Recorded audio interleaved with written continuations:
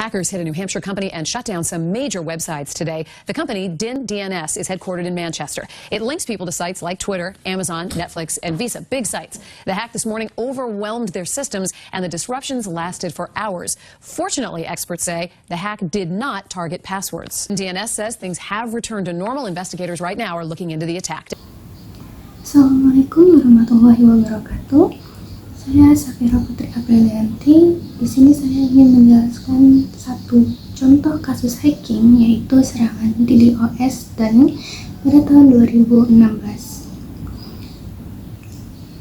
Kronologi kasusnya itu terjadi pada 21 Oktober 2016, yang dimana perusahaan penyedia layanan DNS Dyn mengalami serangan Distributed Denial of Service atau DDoS besar-besaran yang menyebabkan sejumlah situs web populer tidak dapat diakses. Situs yang tidak dapat diakses itu yang terdampak itu termasuk Twitter, Netflix, Spotify, GitHub, Reddit, Airbnb, dan PayPal. Kemudian serangan ini dilakukan oleh botnet bernama Mirai yang menginfeksi jutaan perangkat IoT seperti kamera CCTV, router, dan perangkat pintar lainnya. Botnet Mirai ini menggunakan perangkat yang memiliki kata sandi default atau lemah untuk membanjiri server Dyn dengan lalu lintas palsu hingga server kewalahan dan tidak bisa melayani permintaan pengguna. Serangan ini dikenal juga sebagai Dyn DDoS Attack 2016 atau Mirai Botnet Attack.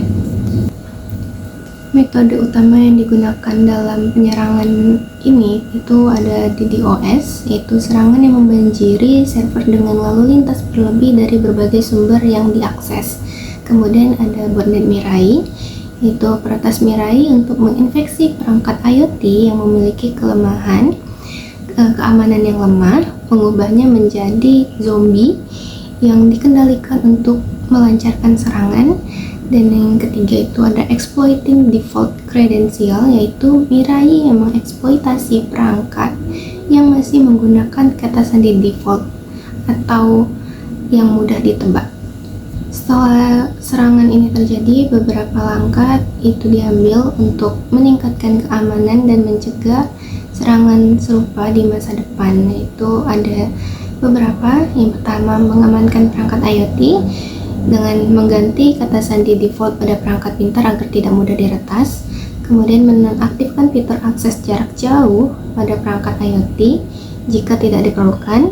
Yang kedua, menggunakan layanan keamanan DDoS. Yang ketiga, memperbarui firmware perangkat IoT.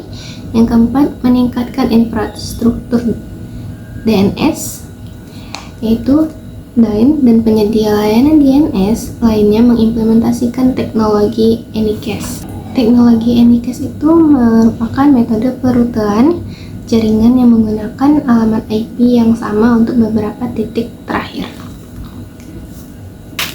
Kemudian yang kelima itu meningkatkan keamanan cyber.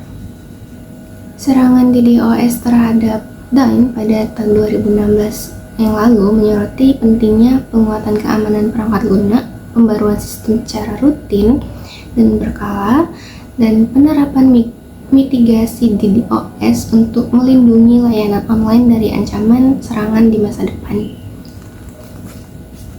Mungkin hanya ini yang bisa saya jelaskan mengenai kasus serangan DDoS terhadap Dyn pada tahun 2016 silam.